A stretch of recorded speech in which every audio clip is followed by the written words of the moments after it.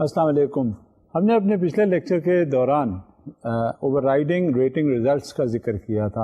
اور over ride کیوں کرنا ہوتا ہے؟ کیونکہ بعض وقت ایسا ہوتا ہے کہ ریٹنگ جو ہے وہ اس کے حساب سے نہیں ہوتی جیسے ایکچولی وہ بورور خود ہوتا ہے، اس کا کنڈکٹ ہوتا ہے. بعض وقت اس کی ریٹنگز جو ہیں وہ بنے بنائے فارمولے کے حساب سے اس بیسس پہ کرنی پڑ جاتی ہیں، لیکن ایکچوئل جو اس کا کنڈکٹ ہے وہ اس سے کہیں زیادہ ریفائنڈ یا بہتر ہوتا ہے. اس کی ڈیلنگ، اس کے ری پیمنٹس، اس کے اور جو فائنینشیلس ہیں اور جو زیادہ اس کا اسٹیبلٹی ہے ریزروز وغیرہ کے اعتبار سے اس میں زیادہ بہتری نظر آتی ہے نسبتاً اس کے جو اس کی ریٹنگ کی گئی ہے. لہٰذا جب کہیں ایسی چیز ہوتی ہے تو ہم ریٹنگ کو اگنور کر دیتے ہیں، اوور رائڈ کر جاتے ہیں اور مینولی اس کی ریٹنگ بنا لیتے ہیں as per the dealing that he has with the particular financial institution. یہ بات آپ سے میں نے کی تھی. اس کے بعد documentation of other credit assessment factors جو ہیں وہ ضروری ہوتے ہیں. جب بھی کبھی کوئی کریڈٹ یا کوئی بات کی جاتی ہے تو اس کی ریٹنگ کے اعتبار سے اسیسمنٹ جب ہوتا ہے تو اس کے مختلف فیکٹرز ہوتے ہیں، ان فیکٹرز کی روشنی میں وہ کام کر لیا جاتا ہے اور اس کا پورا ڈاکیومنٹیشن کیا جاتا ہے. کیونکہ جب یہ فائنینشیل کنسیڈریشنز ہوتے ہیں، فائنینسز کی بات ہوتی ہے تو اس میں اور کوئی بھی بات نہیں ہوتی، کوئی ذکر نہیں ہوتا. بس صرف یہ ہوتی ہے کہ یہ فائنانس جو ہے صحیح ہاتھوں میں پہنچے، کریڈٹ جو ہے صحیح لوگوں میں جائے، کیونکہ یہ پیسہ جو ہے اس پرٹیکولر فائنینشیل انسٹیٹیوشن کا نہیں ہے بلکہ پبلک ایٹ لارج کا ہے، اور وہ آپ کو امین سمجھ کے آپ کے پاس پیسہ رکھواتے ہیں تاکہ آپ اس سے بزنس جنریٹ کریں اور اس سے ریٹرنز حاصل کر کے انہیں پاس آن کریں after the intermediation cost deduction. تو یہ ساری چیزیں ہوتی ہیں، پھر اس کو دیکھتے ہیں اور جو کہیں بھی بات آتی ہے وہ پھر اس کے بیک اپس کی یا سیکیورٹی کی بات آتی ہے.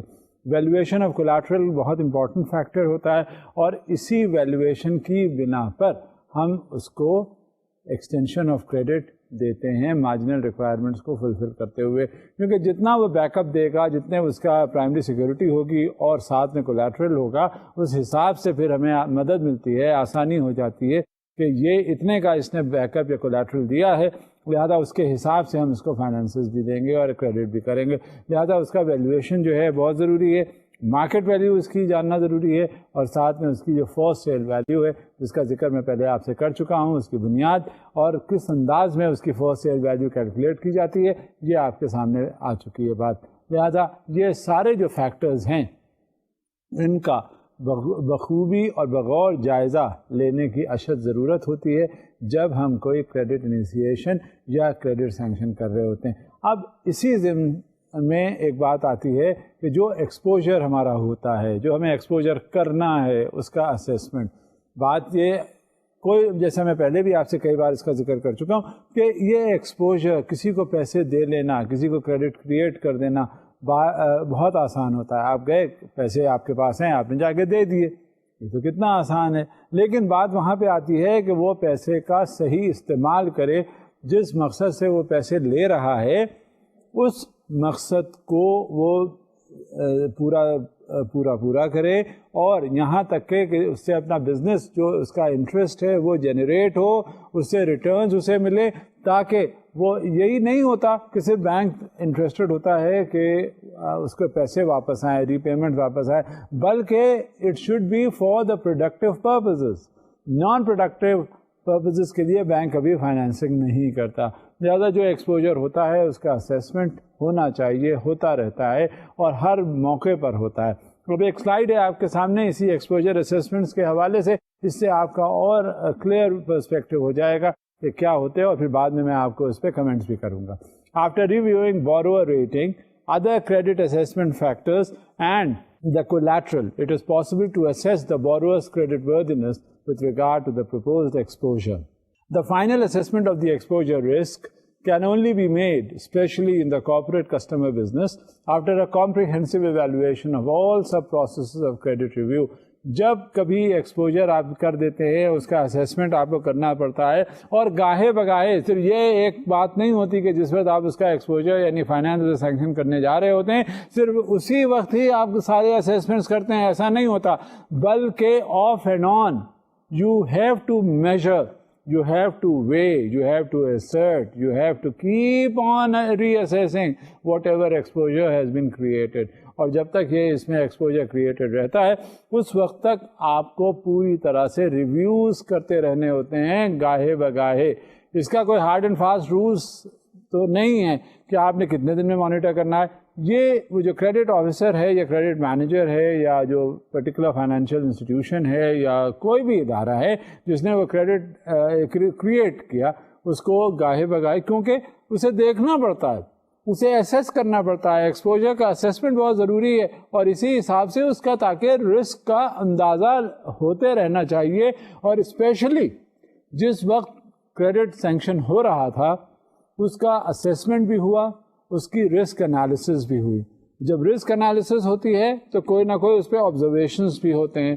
اب جو observation at the time of the risk analysis وہ کیے گئے تو اس کو صرف اس کا مطلب یہ تھوڑی کہ ردی کی ٹوکری میں ڈال دیا جاتا ہے, اس کو اسی لائٹ میں دیکھا جاتا ہے.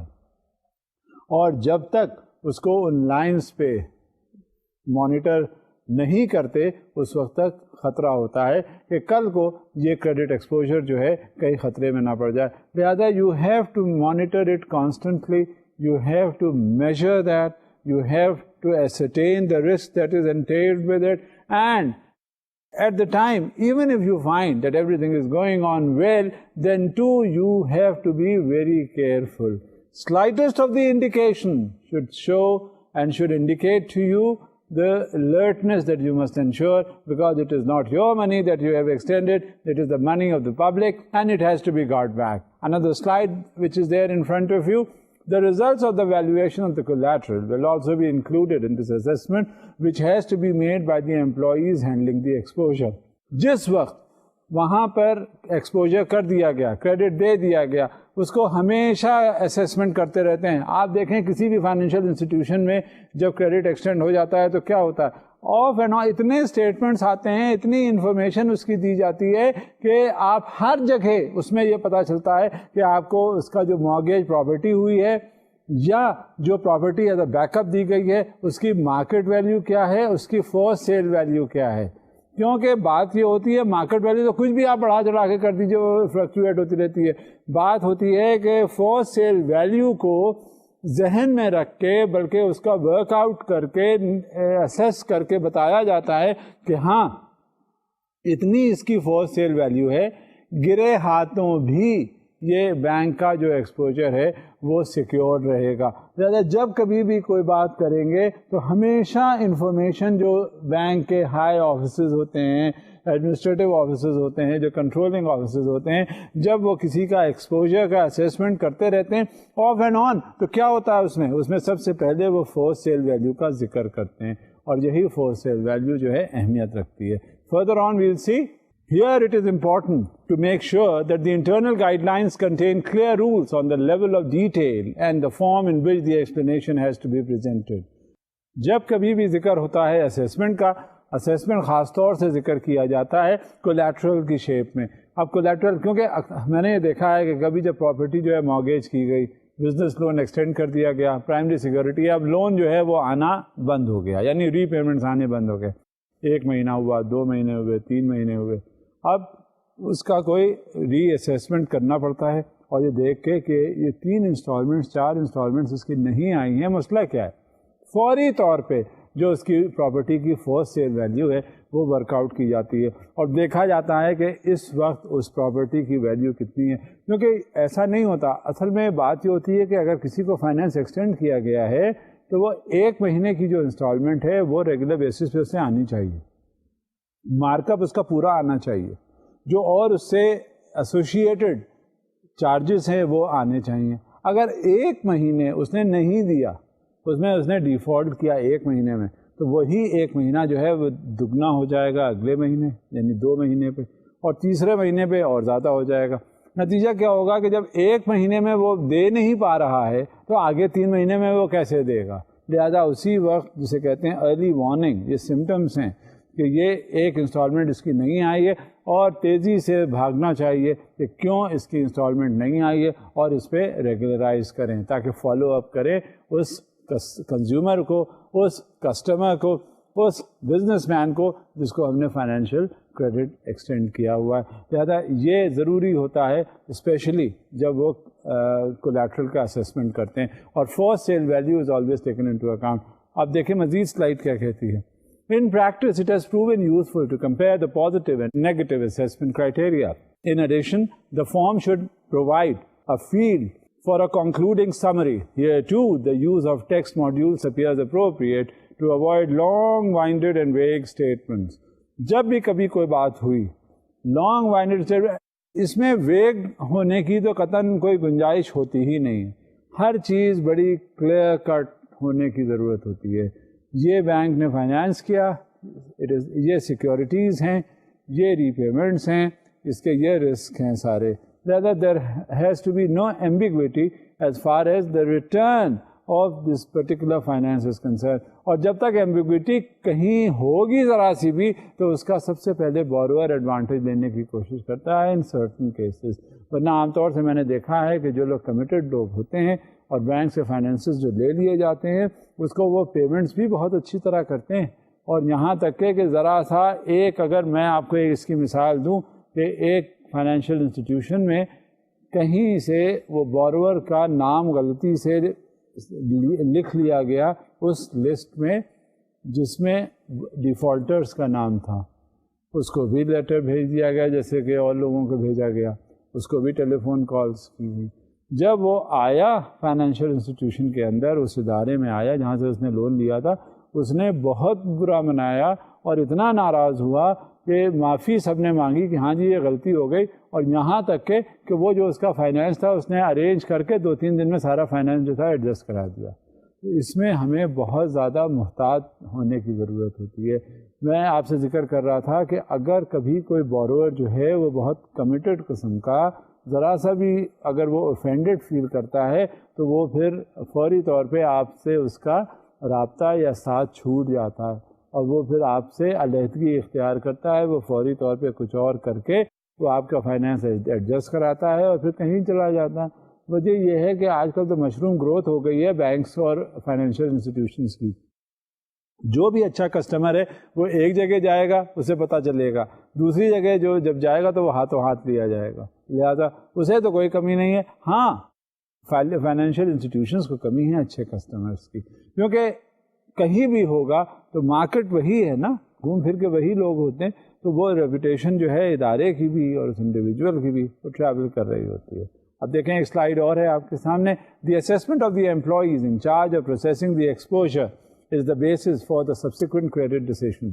This must be done in line with the decision-making structure for the credit decisions stipulated in the internal guidelines. جب کبھی بھی کوئی فائنینشیل کنسیڈریشن ہوتا ہے تو اس کی گائیڈ لائنز یعنی جو پالیسیز ہوتی ہیں وہ اس فائنینشیل انسٹیٹیوشن کی اڈہیئر کرنی پڑتی ہیں. اور وہ پالیسیز کیسی ہوتی ہیں؟ بینک کی اپنی خود اور دوسری ریگولیٹر کی بھی. جو ریگولیٹر انہیں گاہے بگاہے بتا رہا ہوتا ہے کہ look here, this is how you have to carry out with your financial exposure.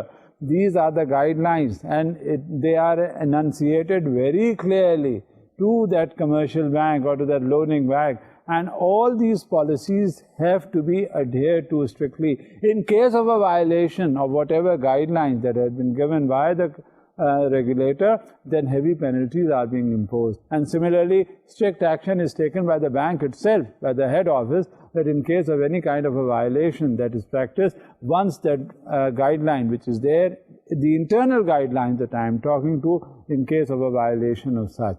Therefore, one has to exercise great control and great restraint whenever you have to pull on, and especially the bank's guideline and the regulator's guidelines. In both the cases, you have to follow them meticulously. Otherwise, in case there is a violation, then of course strict penal action is taken. Now, I was talking about so many things. I was talking about the exposure. I was talking about the assessment of the exposure.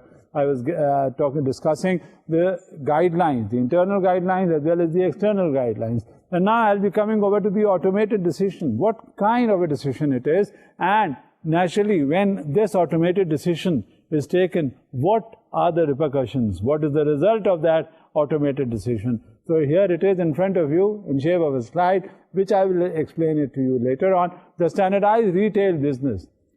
particularly does mostly without individual interventions in the credit decision process, with the result of the standardized credit rating process being the major basis for the credit decision. As these processes are used only for small credit volume, the data are often entered by a sales employee.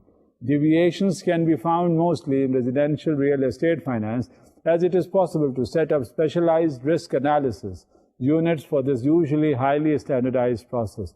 میں آپ سے بات کر رہا تھا اس ذکر کا، اس process کا کہ وہ فول پروف ہوتا ہے، کیونکہ اپنے ضمن میں جب ہم نے اس طرح کے فیصلے کرنے ہوتے ہیں کسی مالیاتی ادارے میں یا بینکس میں، تو کم سے کم وہ جو کریڈٹ پروسیس ہے وہ بہت اس کا بخوبی جائزہ لے کر اور تب ہم انالیسس کرنے کے بعد ہی اس ڈیسیشن کو امپلیمنٹ کرواتے ہیں.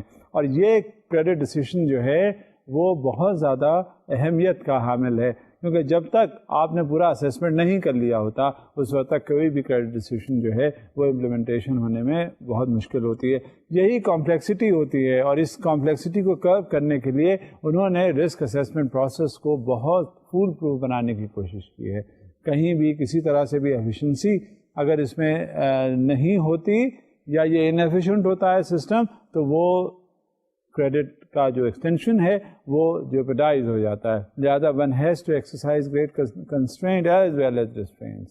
Further on, in both cases, the credit decision can be made by a single vote up to a volume to be defined in the internal guideline in order to curb the complexity and thus increase the efficiency of the process. ہمیشہ یہ خیال رکھیے گا اس بات کا کہ جب بھی کبھی کوئی فائنینشیل انسٹیٹیوشن ہوتا ہے وہ ڈیسیشن کسی ایک کا نہیں ہوتا کریڈٹ کا، اس میں اتنے لوگ انوالو ہوتے ہیں، ہر لیول پہ لوگ انوالو ہوتے ہیں. میں آپ سے پہلے بھی اس کے بارے میں بات کر چکا تھا کہ نیچے جس وقت سے کسٹمر واک ان کرتا ہے اس وقت سے گراس روٹ لیول پہ وہ آ کے اپنی کنڈیشنز بتاتا ہے، اپنی ریکوائرمنٹ بتاتا ہے. جو فرنٹ لائنر ہے اس کی ریکوائرمنٹ لینے کے بعد اس کا اسیسمنٹ کرتا ہے، اور اینڈ سو آن. یہ پروسیس چلتے چلتے ایک پھر باقاعدہ ایک سینکشننگ اتھارٹی ہے، ایک کمپیٹنٹ اتھارٹی ہوتی ہے جو کمیٹی کی شکل میں بھی بن جاتی ہے. مختلف لوگ مختلف سیگمنٹ سے اس میں آئے ہوئے ہوتے ہیں اور وہ ڈیسائیڈ کرتے ہیں.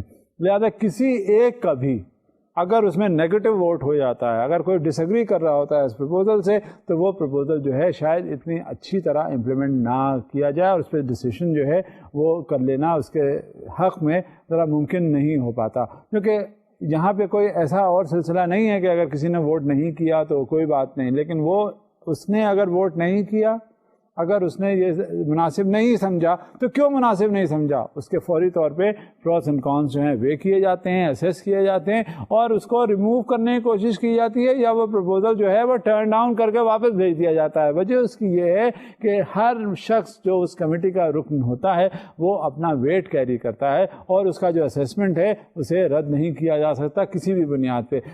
Even if the proposal is turned down by one vote, then the proposal is going to be sent back, and even if it is disagreed by any member of the committee, then too it is going to be sent back, because no single member is useless.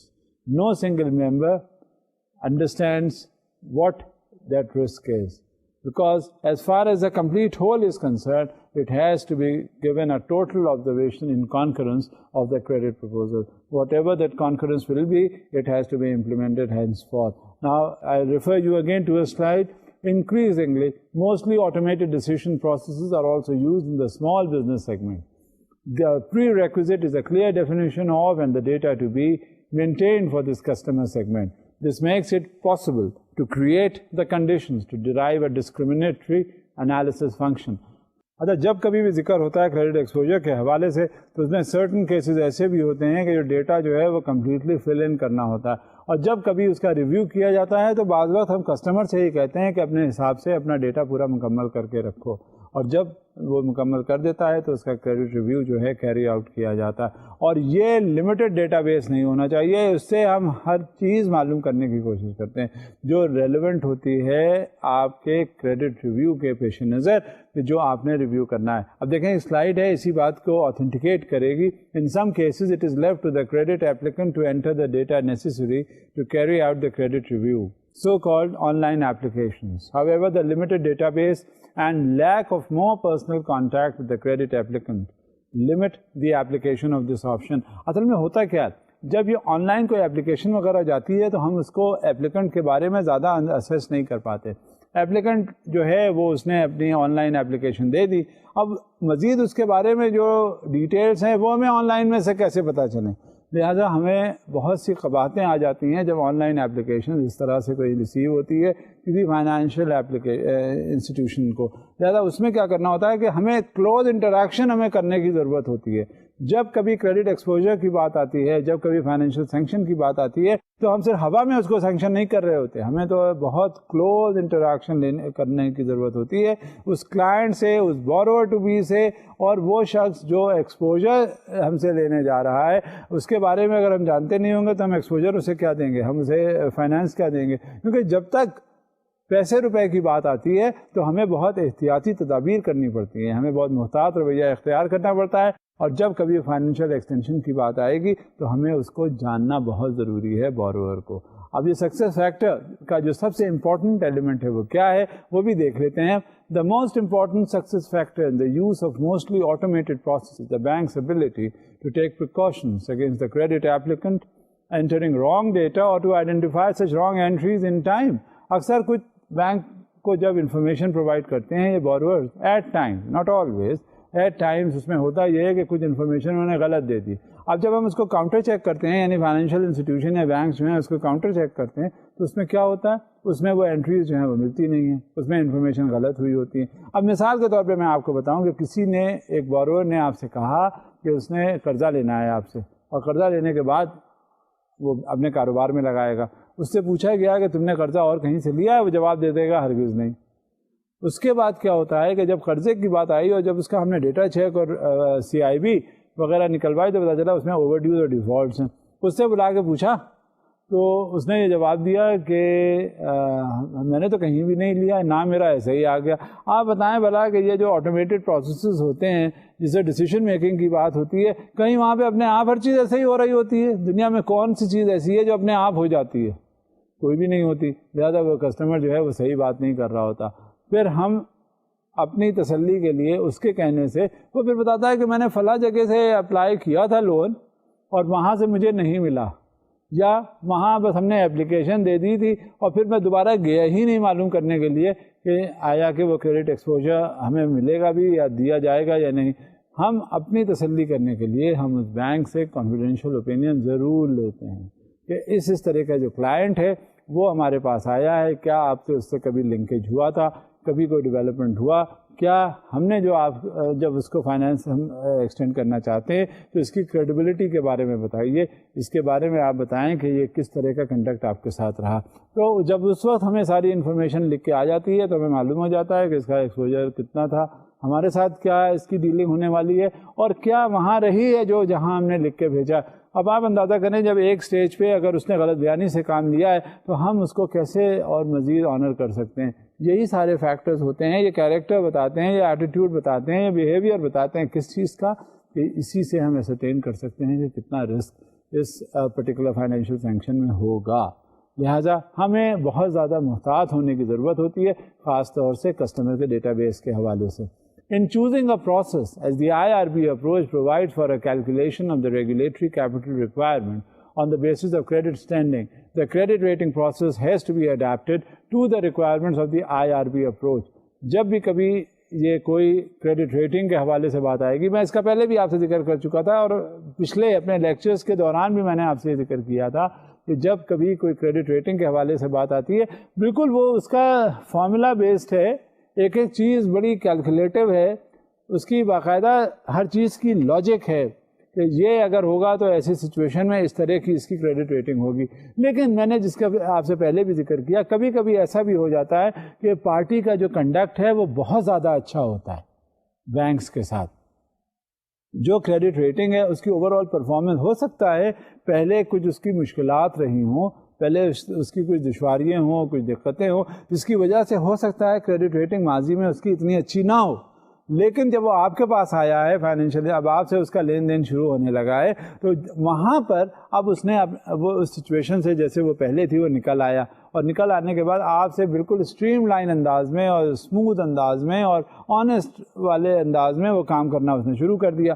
جب آپ کے پاس آیا تو naturally آپ کو وہ جو اس کی انفارمیشن پہلے ملی تھی اس کی کریڈیبلٹی کے بارے میں اسے آپ نے اوور رائڈ کرنا ہے اور اس کو ختم کرنا ہے، اور اس کو نئی جو اس کے کنسیڈریشن اس کے لیے ہو سکتا ہے اس کو وہ دینا ہے، کیونکہ وہ آپ کے ساتھ وہ بہت اچھا ہے اور ٹھیک ہے. لہذا you have to keep on assessing, reassessing and understanding the conduct of the borrower to be so that you may be knowing as to where that particular borrower stands, and accordingly you have to implement the decision. And in case if it is a credit exposure and the sanctions are required, you have to act accordingly. Further on now, the application of the formulas to calculate the regulatory capital requirements stipulated in the IRB approach under Basel II requires banks to derive the fault parameters needed to quantify the risk. Both the basic approach and the advanced IRB approach require the calculation of the probability of default of a claim, a pool of claims. جب کبھی default ratio آپ نے analyse کرنا ہوتا ہے، جب کبھی آپ نے ڈیفالٹ انالیسس کرنی ہوتی ہے، تو اس میں آپ کیا کرتے ہیں، پروبیبلٹیز ہوتی ہیں مختلف قسم کی. اگر آپ نے اپنی زندگی میں کبھی کسی چیز کو آپ کرنے چلے تو ہمیشہ پروبیبلٹیز جو ہیں وہ انالائز کر لی جاتی ہیں، اس کا اسیسمنٹ کر لیا جاتا ہے. پروبیبلٹی کا مطلب یہ ہوتا ہے کہ in a given circumstances, in a given scenario, in a given situation اگر یہ شخص ہوگا تو ڈیفالٹ ریشیو، میں بینک کے حوالے سے، فائنینشیل انسٹیٹیوشن کے ایکسپوجر کے حوالے سے بات کر رہا ہوں، تو یہ گیون سچویشن میں ڈیفالٹ یہ کتنا کرے گا. بعض سچویشنس ایسی ہوتی ہیں جو ایکسیپشنس بھی ہوتی ہیں، بعض سچویشنز ایسی بھی ہوتی ہیں کہ وہ کچھ لوگ اس کو کچھ اہمیت دیتے ہی نہیں، ڈیفالٹ ہو گیا تو کوئی بات نہیں. لیکن ایک بار اگر آپ نے ڈیفالٹ کہیں کر دیا کسی طرح سے بھی، جو پتہ چل گیا کہ یہ انٹینشنل ڈیفالٹ ہے یا ولفل ڈیفالٹ ہے، تو وہ آپ ہر طرح سے اس کے مورد الزام ہوں گے. اور ایک بار آپ کی کریڈٹ ہسٹری میں خرابی کوئی آ گئی تو وہ ہمیشہ ہی وہ کریڈٹ ہسٹری آپ کی ویسے ہی چلتی رہے گی اور اس میں قطعاً کوئی بہتری نہیں ہوگی. لہٰذا جب کبھی کریڈٹ ریٹنگ کے بارے میں بات آئے تو ہمیں بہت زیادہ احتیاط انداز میں کام کرنا ہے، محتاط ہونا ہے، تاکہ جب کبھی بھی کوئی بات ہو تو ہم کریڈٹ ریٹنگ سے ہمیشہ اسی حساب سے ہمیں اسیس کیا جا سکتا ہے. جب یہ ایکسپوجرز کی بات آتی ہے، آپ دیکھیں اس میں مختلف جو فائنینشیل انسٹیٹیوشنس ہیں ان کے ایکسپوجرز کا ریشیو جو ہے فرق پڑ جاتا ہے. اب سیگمنٹیشن بھی کیا گیا ہے، جو بڑے بڑے مالیاتی ادارے، کوئی کارپوریٹ ڈیلنگ ان کی ہوتی ہے، کسی کی کمرشل میں ہے، کسی کی ریٹیل میں ہے. لہٰذا جو کارپوریٹ گورننس جہاں پہ سیکٹر آتا ہے وہاں ایکسپوجر آتا ہے، وہاں بڑے بڑے فائنینسز ہوتے ہیں اور اس میں جو ڈیسیژن میکنگ پروسیس ہے وہ بہت زیادہ کیئرفل ہوتا ہے. Therefore, the credit rating of individual exposures has an immediate impact on the capital requirement. جب بھی کبھی کوئی کریڈٹ ایکسپوجرز کا امپیکٹ جاننا ہوتا ہے، پتہ کرنا ہوتا ہے، تو وہ ہمیں فوراً معلوم ہو جاتا ہے کہ یہ اس نے پیسے جو لیے تھے کہاں لگائے اور اس کا پھر ریٹرن کیا ہے. اور جب بھی کبھی ایکسپوجر کی بات آتی ہے تو اس کا یہ جائزہ لیتے رہنا، آج ہی نہیں، اس وقت ہی نہیں، بلکہ آئندہ بھی اس کا یہ دیکھنا ہے. یہ کیپٹل فارمیشن کی بات ہوتی ہے کہ جب کریڈٹ ایکسپوجر کا ذکر آیا، پیسے جنریٹ کرنے کا آیا، ریٹیل ایکسپوجر کی بات آئی، تو اس میں سب سے پہلے یہ بھی ذکر ہوا کہ ہاں یہ کس طرح سے پارٹی کو ہینڈل کرتا ہے اور یہ پیسے کا ہینڈلنگ کس طرح سے کرتا ہے اور کس طرح سے اس کا اوور آل پرسپیکٹو ہے کاروبار کا. اور جا کے دیکھتے رہنا. دیکھیں بات وہاں پہ خرابی ہوتی ہے جب آپ نے ایکسپوجر جنریٹ کر دیا، آپ نے ریونیو جنریٹ کر دیا، آپ نے یہ دیکھ لیا کہ ہاں یہ پارٹی جو ہے یہ ساؤنڈ فوٹنگس پر ہے، آپ نے یہ بھی دیکھ لیا کہ یہ ہر انداز میں اس کو کرنا ہے اور اس کا کیپٹل فارمیشن جو ہے وہ اس کا کتنا ہوتا ہے. جہاں یہ آپ کا اسیسمنٹ ہو گیا، میں آپ کو اس کی ایک مثال ریئل لائف دیتا ہوں کہ ایک فائنانس سینکشن ہوا، ایک مالیاتی ادارے نے فائنانس سینکشن کیا اور فائنانس سینکشن کرنے کے بعد وہ اس کے ری پیمنٹس کچھ دن آتے رہے، کچھ دنوں تک ری پیمنٹس کا سلسلہ چلتا رہا، بعد میں وہ ری پیمنٹس آنے بند ہو گئے. اب وہاں جب پرسنل وزٹس ہوتی ہیں تو پتہ نہیں کس بیسس پہ اس کو فائنانس سینکشن کیا گیا ہے اور یہ سمجھ میں نہیں آتا کہ اسے ریٹیل کا ایکسپوجر ہے، اس میں اتنا ری پیمنٹس بھی نہیں آ رہے، اس میں اتنے جو بزنس ایکٹیویٹی بھی نہیں ہو رہی. لیکن ایک بات یہ ہے کہ جب بھی کبھی کوئی بات ہوتی ہے تو وہ بزنس وہاں اپنی جگہ موجود ہے، لیکن آپ کاروبار جب اگر وہ کر رہا تھا تو پہلے بھی اسیسمنٹ کیا جا سکتا تھا کہ کاروبار کتنا ہے اور اس میں ریٹرنز کس قدر ہیں. جب وہ یہ ایسے تخمینہ لگا لیا جاتا تو اس کو اس انداز میں جب پے کرتے تو ضروری نہیں ہے کہ تب ڈیفالٹ ہوتا.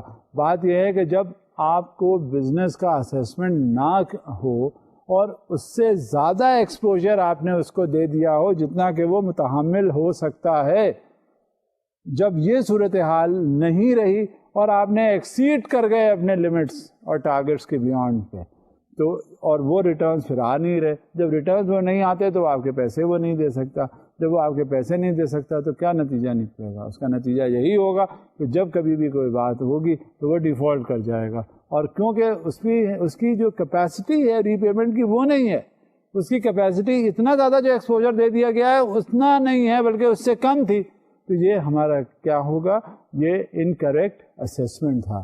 ہم نے رسک کا صحیح معنوں میں انالیسز نہیں کیا. میں آپ کا جو نظریہ ہے ادھر لے آنا چاہتا ہوں, آپ کا جو سوچنے کا طریقہ ہے وہ ادھر کرنا چاہتا ہوں کہ کہیں آپ کے رسک میں انالیسز میں ذرا سی کوتاہی ہوئی تو آپ یہ یقین رکھیے گا کہ وہ پھر ایکسپوجر جو ہے آپ کا اتنا ویسا نہیں رہے گا جو اسٹیبلائز کر سکے کسی انسٹیٹیوشن کو یا اس کے پراپر ریٹرنس آ سکیں.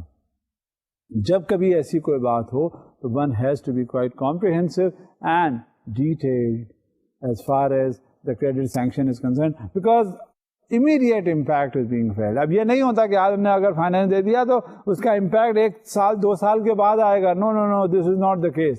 اس کا امپیکٹ فوری طور پہ آنا شروع ہو جاتا ہے, اور فوری طور سے مراد یہ ہے کہ اگلے مہینے جو اس کی ری پیمنٹس ہیں, انسٹالمنٹ ہے, وہ نہیں آئیں گی. تب آپ کیا کر لیں گے بھلا؟ جب یہ صورتحال ہوتی ہے تو ون ہیز ٹو ایکسرسائز. اور میں آپ کو ریئل لائف ایگزامپل جو اتنی باتیں رسک کے حوالے سے بتا رہا ہوں اور بھی یہ باتیں آگے چلتی رہیں گی, تو آپ یہ بخوبی سمجھ لیجیے گا کہ واقعی ایک اسمال سیگمنٹ بھی اگر کہیں سے بھی آپ نے کوئی کوتاہی یا غلطی کر دی تو آپ یقین کریں وہ فائنینس تو کیا ختم ہو گیا اور ریونیو نہیں جنریٹ ہو سکتا. The probability of default of retail exposures can be determined on the basis of pools of claims which combine a number of comparable individual exposures. Thus, it is not necessary to classify every single borrower into different categories. میں نے آپ سے پہلے بھی ذکر کیا تھا کہ جب کوئی ایکسپوجر ہمارا ہوتا ہے تو وہ صرف ایکسپوجر نیرو ڈاؤن اسی ایریا میں نہیں ہو جاتا, یعنی اس کا جو امپیکٹ ہے صرف وہیں تک نہیں محدود رہتا, اس کا امپیکٹ ہر چیز پہ ہوتا ہے. اب اگر وہ ایکسپوجر جو آپ نے کیا, فائنینشیل انسٹیٹیوشن نے بوروور کو پیسے دے دیے اور اس میں واپسی کے امکانات نہیں ہیں اور وہ نہیں آ رہے, تو پھر کیا ہوگا؟ اس کا امپیکٹ NPL پہ پڑے گا, اس کا امپیکٹ لینڈنگ پہ پڑے گا, اس کا امپیکٹ بوروئنگ پہ پڑے گا, اور اس کا امپیکٹ مزید ری سائیکلنگ جو کریڈٹ کی ہوتی ہے وہ رک جائے گی.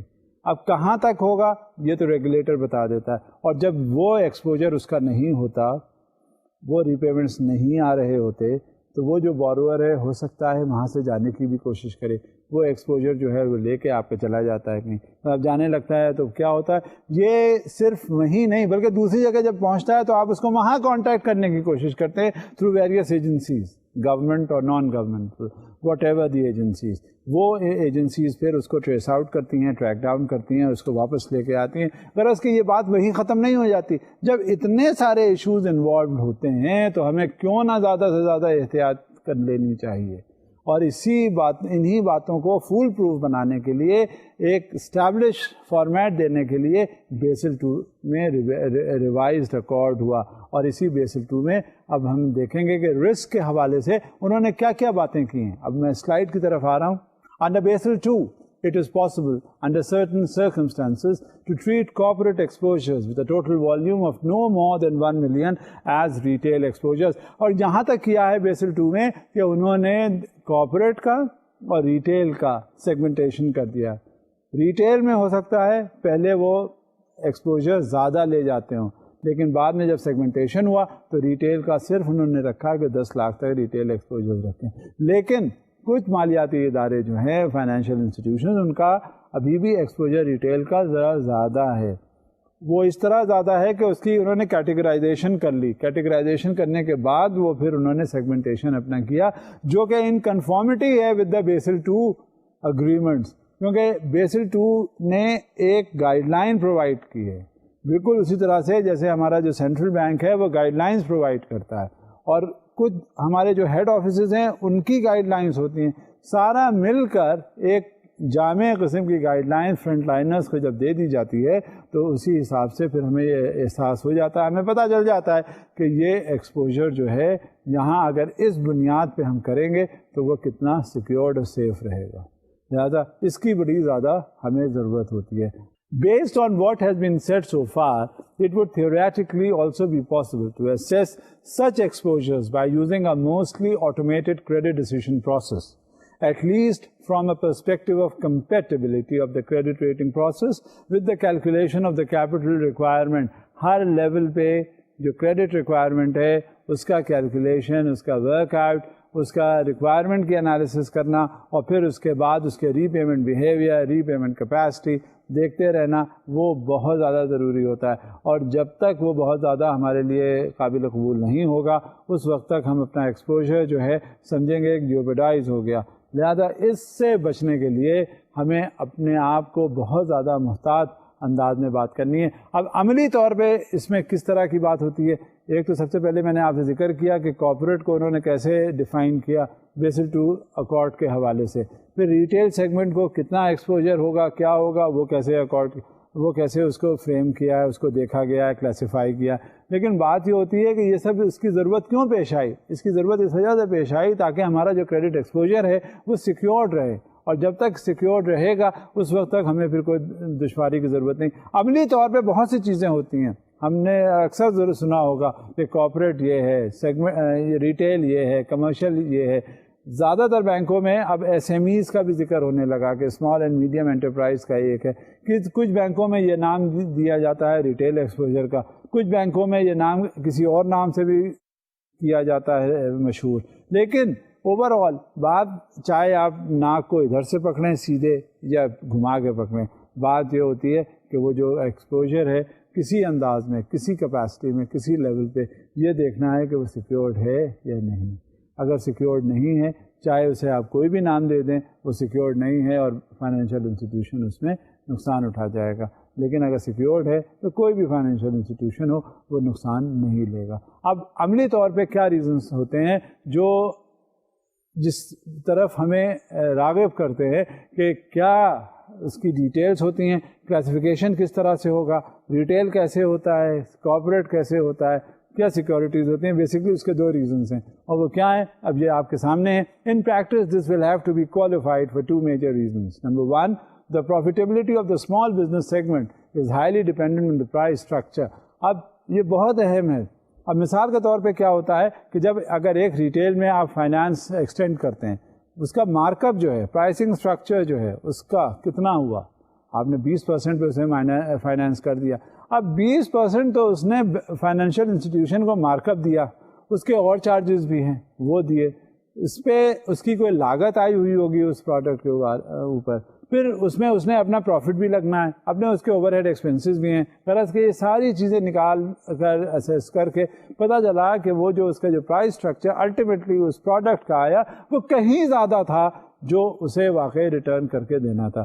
جہاں یہ صورتحال ہوتی ہے وہاں یہ دیکھتے ہیں اور دیکھنے کے بعد یہ اندازہ کرتے ہیں تو وہ ایکسپوجر نکالتے ہیں اور پھر اس پہ پرائس اسٹرکچر کو ورک آؤٹ کرتے ہیں کہ اتنا جب اسے پڑے گا ایٹ ہوم تو وہ آگے کتنے میں دے گا، اور بینکس کو جب وہ اتنا پیسے دے گا تو اس کے ہاتھ میں کیا آئے گا. لہٰذا یہ سیگمنٹیشن اس انداز میں ضروری ہوتا ہے اور اس کا پرائسنگ کرنا بھی بہت لازمی ہوتا ہے. Now again, this in turn is one of the decisive competitive factors.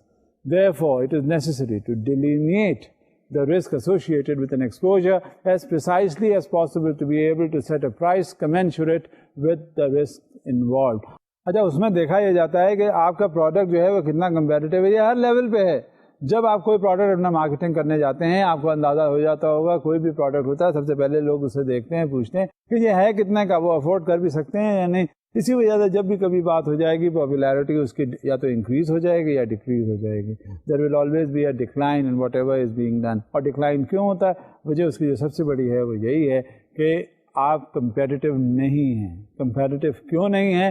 اس کی وجہ کیا ہے؟ اس کی وجہ سب سے بڑی یہ ہے کہ اگر ایک چیز آپ کو 15 روپے میں مل رہی ہے آپ کیوں خریدیں گے 25 روپے کی؟ لہٰذا آپ وہاں جائیں گے، کوالٹی بھی وہی ہے، افورڈیبلٹی بھی نہیں ہے، لہٰذا وہ 25 روپے والی نہیں ہوگی.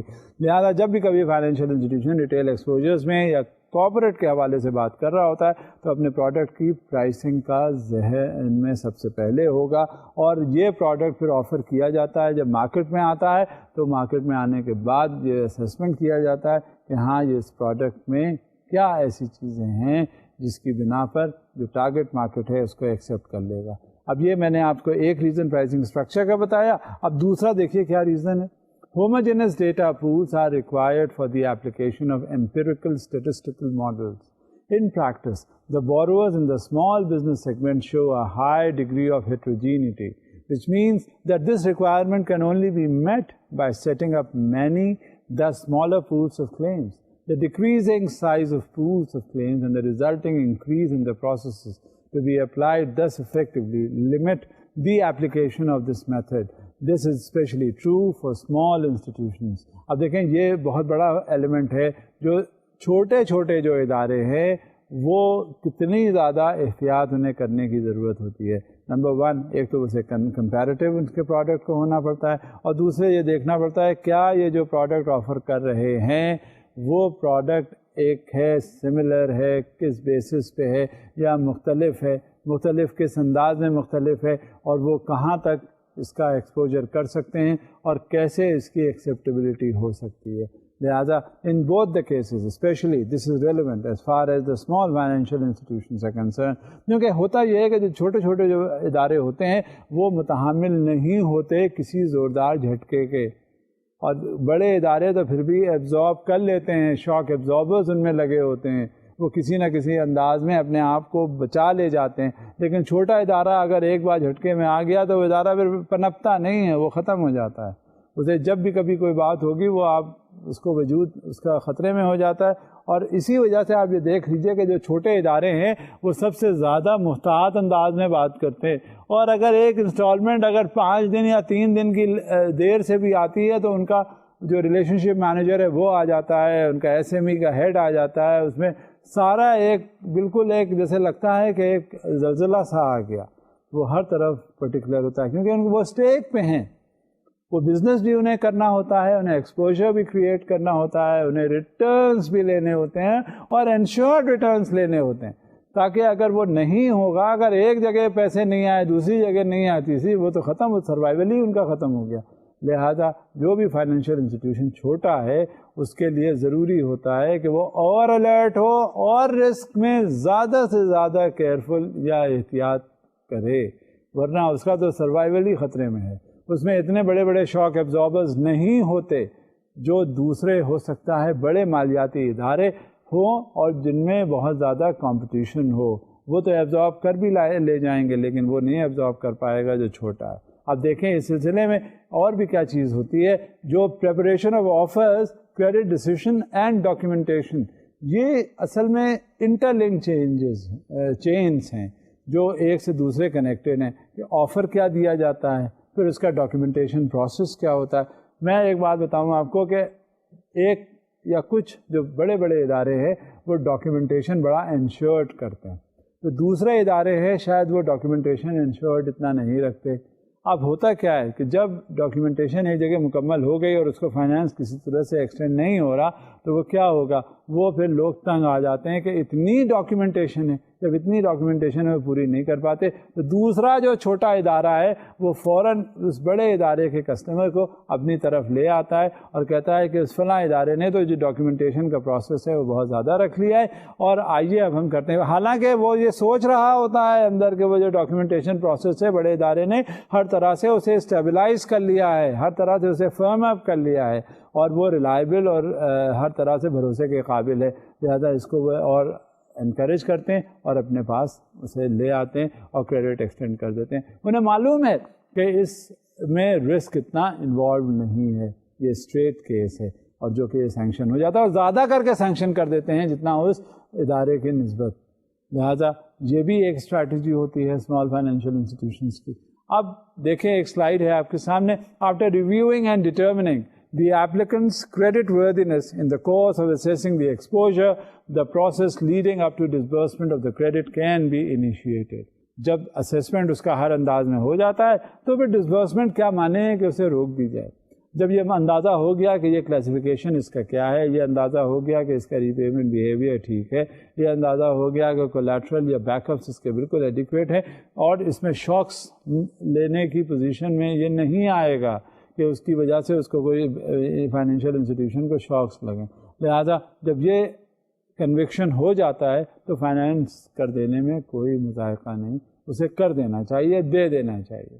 Another slide. Thus, this covers all aspects ranging from preparing an offer to actually disbursing the amount stipulated in the credit agreement. With some restrictions, what was said in previous lectures also applies to the individual process steps in this context. اب جب offer letter issue ہو جاتا ہے تو یہ دیکھا جاتا ہے کہ اس کو کیا ٹرمز اینڈ کنڈیشنز دی گئیں, اور وہ terms and conditions abide by اسے وہی کرنی ہوگی جو پہلے اگریڈ اپان ہوگی سیلر اور بائر کے درمیان. ایسا نہیں ہو سکتا کہ ٹرمز وہ خود کچھ اور کہے اور لکھ کر دی کچھ اور جائیں. جو اگریڈ اپان میوچولی ڈسکسڈ اور اگریڈ اپان ہوتی ہیں وہی کنڈیشنز ہوتی ہیں جو آفر لیٹر میں دی جاتی ہیں, اور وہی آفر لیٹر جو ہے پھر ریلیونٹ اور ویلڈ ڈاکیومنٹ ہوتا ہے جب ایک مالیاتی ادارہ کسی بورور کو دیتا ہے اور اس میں وہ اسپیسیفائی کرتا ہے کہ یہ ٹرمز اینڈ کنڈیشنز کیا ہیں اور اسے اڈھیئر کرنا کس قدر ضروری ہے. جب تک یہ نہیں ہوگا اس وقت تک کوئی آفر جو ہے وہ ویلڈ نہیں ہوتا. And in shape of an offer letter, it has to be taken in that stride, because that offer letter is considered to be an implementation of the agreement that was held between the customer and the financial institution.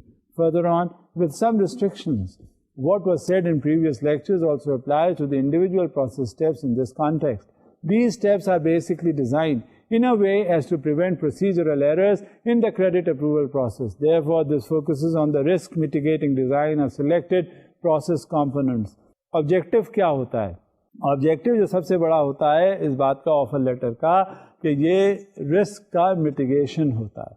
جو risk ہو سکتا ہے involved ہو, جو risk کیا جا رہا ہو یا لیا جا رہا ہو اس پرٹیکولر کریڈٹ ایکسپوجر کے حوالے سے, وہ آفر لیٹر کی شکل میں جب آفر لیٹر اسے ایکسٹینڈ کر دیا گیا تو آفر لیٹر جب اسے ایکنالج کرتا ہے وہ سائن کرتا ہے. تو سائن کرنے کا مطلب کیا ہوتا ہے؟ سائن کرنے کا مطلب ہوتا ہے کہ he acknowledges whatever has been discussed and whatever has been agreed upon.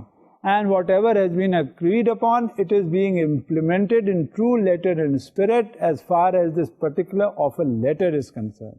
Therefore, the terms and conditions which has been spelled out as far as this offer letter is concerned has to be stable and must be adhered to under all circumstances. Otherwise, the terms and conditions will not be implemented between the two.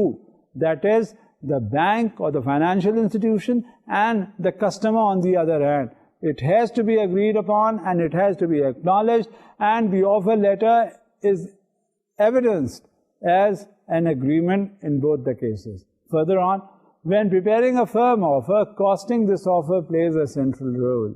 From a procedural point of view, special emphasis has to be placed on clearly defining the authority to set conditions and the coordination process between sales and risk analysis. میں نے آپ سے اس کا پہلے بھی ذکر کیا تھا کہ جس وقت کوئی رسک انالیسس کی بات ہوتی ہے تو down the line, right from the top until the front liners, everybody should know the factors that are there. In factors کا بیسک کنسیڈریشن اس میں رسک کا ایلیمنٹ ہوگا. وہ بھی یہی نہیں, ہاں یہ میں مانتا ہوں کہ ایک پرٹیکولر ایک شخص ہوگا جو رسک مینیجر ہے جو انالائز کرے گا, لیکن بات وہیں صرف اسی پر ہی نہیں ختم کر دینی چاہیے. بات یہ ہوتی ہے کہ جس وقت پروپوزل چلے اور جو فرنٹ لائنر بیٹھا ہوا ہے ریلیشن شپ مینیجر, اسے بھی معلوم ہونا چاہیے کہ اس میں کیا کیا رسک انوالوڈ ہے, لہٰذا اس کے اکارڈنگلی بات کرے. اور جو پالیسی گائیڈ لائنس میں نے آپ سے پہلے بھی ذکر کیا تھا, جو انٹرنل گائیڈ لائنس ہیں, جو ایکسٹرنل گائیڈ لائنس ہیں, کچھ ہیں وہ ڈاؤن دا لائن کنوے ہو تاکہ وہ انہی لائنس پہ وہ فائنینشیل ایکسپوجر کا جو پروپوزل ہے وہ آگے بھیجے تاکہ بہت مشکلات درپیش نہ ہوں. لہذا یہ ضروری ہوتا ہے کہ یہ فرنٹ لائنر جو نیچے بالکل سامنے بیٹھا ہوا ہے, آمنے سامنے کسٹمر سے بات کرتا ہے, اس کا اسے ہر بات کا علم ہونا چاہیے. Further on, the internal guidelines have to lay down the responsibility for the final decision concerning conditions. If a calculation of the conditions in line with the risk involved is carried out by automated systems, sales can have the sole authority to set conditions. اب ہوتا کیا ہے، میں نے آپ سے کہا کہ جس وقت ایک فرنٹ لائنر آتا ہے اور وہ ایکسپوجر اسے جاتا ہے اور وہ ایکسپوجر جو ہے وہ انہی لائنز پہ آگے بھیج رہا ہوتا ہے تاکہ ٹرمز اینڈ کنڈیشنز جو ہیں وہ فالو کی جا سکیں، لہذا پھر آسانی ہوتی ہے ڈیسائیڈ کرنے میں. The sales department is fully responsible for earnings and should thus have the authority to decide on the conditions. If the systems do not allow a precise calculation of the risk-adequate conditions, the person in charge of risk analysis should be included in the final decision on the conditions. اب جو سب سے اہم چیز یہ ہوتی ہے کہ اگر جب ڈیسیژن میکنگ پروسیس ہوتا ہے، یہ صرف یہ نہیں سمجھ لینا چاہیے کہ وہ ڈیسائیڈ کر دیا and whatever we have decided is done. Now, آپ رسک انالسٹ کو بھی کبھی بھی شامل کر سکتے ہیں. جب کمپیٹنٹ اتھارٹی اس کو دیکھتی ہے، دیکھنے کے بعد اندازہ کرتی ہے، تو اندازہ کرنے کے بعد اس کا ڈیسیژن جب لیا جاتا ہے تو کہیں کوئی ایسا مرحلہ ہو سکتا ہے جب آپ رسک انالسٹ کو یا رسک مینیجر کو اپنے پاس بلا کر اور اس سے بات کر لیں کہ ہاں اس میں کیا کیا رسک انوالوڈ ہے اور یہ رسک جو ہے کہاں تک منیمائز ہو سکتا ہے اور کیا کیا میٹیگیشن جو ہے اس سے وہ اگری کرتا ہے. پھر اصل میں ہوتا کیا ہے کہ ون شوڈ ٹرائی ٹو کنو safely. One should try to paddle the canoe rather safely so that the public interest should not be jeopardized. It is the money of the public. It is not, again as I have said, time and again I have said it, because the money is not ours, the money is not yours, the money is of the public at large. تو وہ پھر risk کا minimisation اس میں کرنا بہت ضروری ہوتا ہے. اور جب رسک منیمائز ہوتا ہے تو کیوں نہ اگر ہم رسک مینیجر کو بلا کے یا رسک انالسٹ کو بلا کے اندازہ کر لیں، دیکھ لیں کہ کس طرح کا یہ رسک ہے اور ایکسپوجر یہ کہاں تک سیکیورڈ ہے. The internal guidelines should contain specific instructions governing the assignment of responsibility for this case. This entails an explicit definition of the escalation criteria. These should be identical for sales and risk analysis. This helps avoid situations in which people at different hierarchical levels have to decide on conditions of an individual exposure. لہٰذا ہمیں یہ ضرور سوچنا چاہیے کہ اگر کسی طرح کی بھی اسٹریٹجی اڈاپٹ کرنی چاہیے اس میں رسک کا پورا ذکر ہو اور ہر طرح کی انالیسس کرنے کے بعد اگر بے شک اس میں تاخیر ہو جائے فیصلے میں، لیکن کوئی بات نہیں، it has to be fulfilled, it has to be honoured. ہم نے اندازہ کیا، دیکھنے کے بعد ہمیں اندازہ یہ ہوتا ہے کہ کبھی کسی مرحلے پہ بھی ایکسپوجر کا اسیسمنٹ چھوڑنا نہیں چاہیے. اگر ڈیسیشن ہو گیا، فائنانس ڈسبرس ہو گیا، تو بھی کیا ہے، ایکسپوجر تو ہمارا ہے، ایکسپوجر تو فائنینشیل انسٹیٹیوشن کا ہے، اس کا اسیسمنٹ کرتے رہنا چاہیے. اور جب تک اسیسمنٹ کرتا رہوں گا اس وقت تک آپ یقین کیجیے گا کہ وہ جو آپ کا مرحلہ ہے، وہ جو آپ جس طرح کے پیسے آپ نے دیے ہیں اور جیسے دینا چاہتے ہیں اور اس کی واپسی بھی انشور رکھتے ہیں، تو وہ پھر پیسے آپ کو ملیں گے. اور پیسے اس وقت تک ملتے رہیں گے جب تک آپ نے اس کی مانیٹرنگ میں کوئی کمی نہیں اٹھا رکھی ہوگی. لہذا in order to ensure safe recovery, in order to ensure immediate recovery, in order to ensure the guided recovery, exposure assessment has to be initiated at all levels. Further on, the automated decision is a process in which all the parameters have been taken into account. اور automatically کرتے خود آپ کو نتیجہ سامنے نکل آئے گا، آپ کو پتہ چل جائے گا کہ ہاں یہ ڈیسیشن جو ہے بالکل صحیح ہے اور اس کو اکارڈنگلی کر لو. ہر لیول پہ وہ آپ کو فیڈ بیک نظر آ جاتا ہے. پھر جب آپ کو سینکشننگ آپ کر دیتے ہیں، سینکشننگ کرنے کے بعد اس کا آفر ہوتا ہے، وہ اگریمنٹ ہوتا ہے بائر اور سیلر کے درمیان، بینکر اور کسٹمر کے درمیان. پھر کریڈٹ ڈیسیشن امپلیمنٹ کرتے ہیں اور ڈاکیومنٹیشن اسی کے اکارڈنگلی. جب پریپریشن آف آفرز بھی بنتے ہیں ان لائنس پہ تاکہ اس کا پریکٹیکل امپلیمنٹیشن ہو جائے، اور اتھارٹی اسی میں دی جاتی ہے ٹو سیٹ کنڈیشنز آپ کے پاس ہو اور اس کا پھر امپلیمنٹیشن کر دیں. آج ہم نے اپنے کورس کے دوران، اپنے لیکچر کے دوران ایکسپوجر اسیسمنٹ کی بات کی، preparation of offers, credit decision اور ڈاکیومنٹیشن کے حوالے سے بات کی. اتھارٹی بھی ہم نے دیکھی کہ کیا کیا ہے، کس طرح سے انداز کیا جاتا ہے. غرض کہ اب آپ کو دھیرے دھیرے آپ کو اندازہ ہوتا جاتا ہوگا، آپ کو پتہ چل رہا ہوگا کہ کہاں تک کیسا رسک اس میں انوالو ہوتا ہے جو خاص طور سے فائنینشیل ایکسپوجر ہے. لہٰذا اس کو ہی ذہن میں رکھیے گا کیونکہ ہم نے کریڈٹ کو لنک اپ کیا ہوا ہے رسک کے ساتھ. جہاں کریڈٹ ہے وہاں رسک ہے، جہاں رسک ہوگا وہاں آپ کو احتیاط کرنی ہوں گی، اور یہی احتیاطی تدابیر ہم مختلف موقعوں پر اس کا ذکر کرتے رہیں گے، بات کرتے رہیں گے، اور آپس میں ایک دوسرے سے اس پہ تبادلہ خیال کرتے رہیں گے. لہٰذا اب ہم یہیں رکتے ہیں. اب مجھے اجازت دیجیے، آئندہ پھر